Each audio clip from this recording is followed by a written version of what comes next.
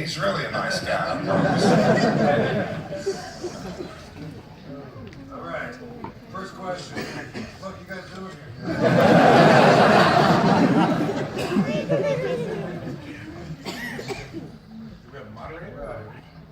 So what we thought we were going to do is we're just going to jump straight into questions from you guys, because there's so many of you here and so many questions I'm sure that want to be asked. So if you guys just want to stick your hands up and we'll go question by question and get these guys to answer what you want to know.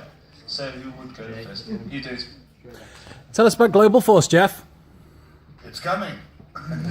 Tell us more. We're going to start running shows in June. We just announced last week. We partnered with Minor League Baseball in the States, and we've announced, I think, 10 dates, and we've probably got 15 more. Probably by the end of the year, we'll run 25. We go to the Orleans Arena in July, start the tapings there. July, August, and October are the dates, and we're going to be doing a roster reveal in early May. And I know that is the $1 million question, so stay tuned. We've got a lot of exciting things coming up. Coming to the UK? Absolutely. Great. Great. Back there, We've got to ask one question. What was your favourite match that you're not a part of? If there is one. Everyone? Yeah, it's everyone. Why not? Bra and panties match.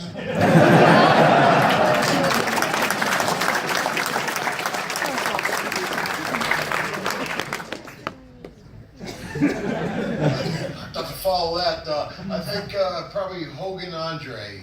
That was a big one, you know. Anything with Andre is always a big one. Not touching that one.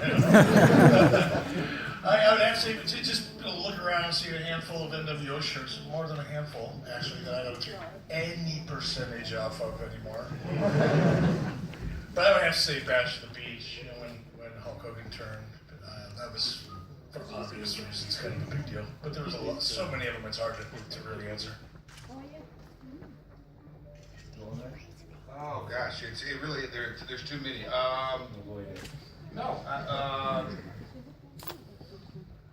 Any Shawn Michaels match, I think he is bell to bell, maybe the best ever. I'll agree with that.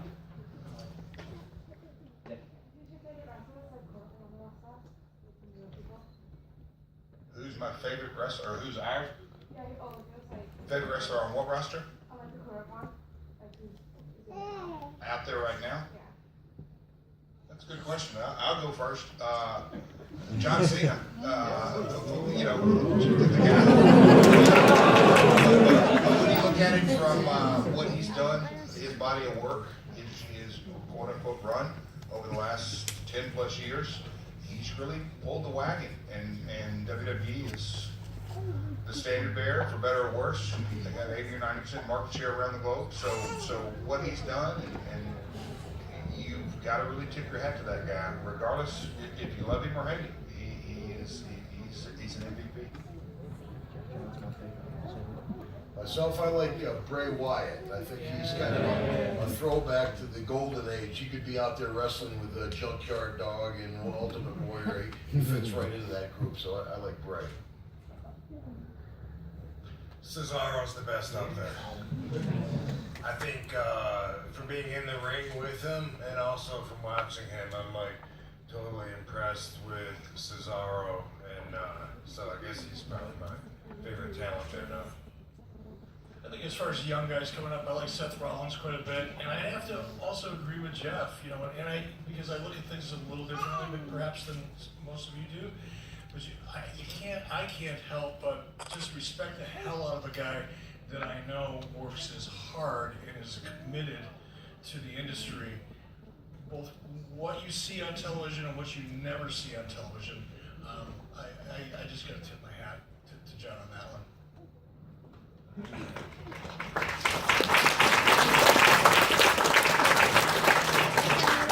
So guys, obviously you've all been involved in different storylines in wrestling there. What's one of your favourite storylines which you've been involved in? Yeah, for me it was with Andre the Giant. You know, I was able to knock Andre out, and that elevated me from a mid-card guy to a main event guy. And of course, that one happened. If Andre didn't let it happen, and it was kind of one of the high points of my career, if not the high point.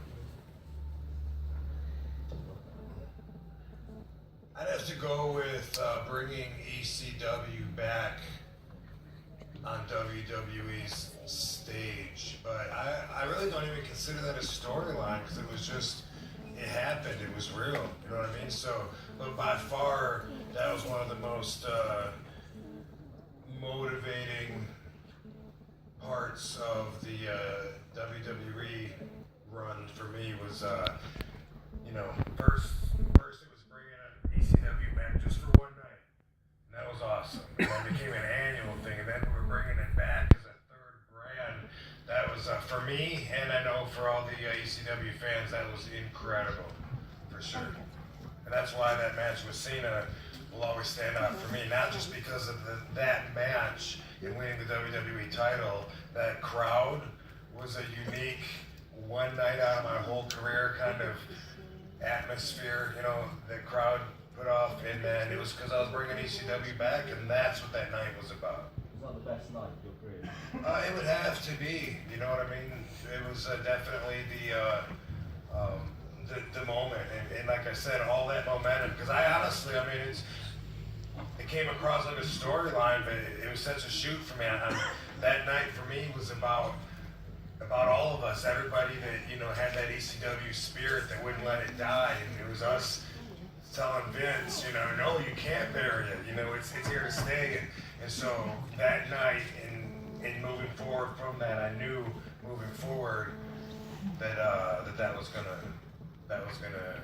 happen. The whole playing ground of rest of the industry changed.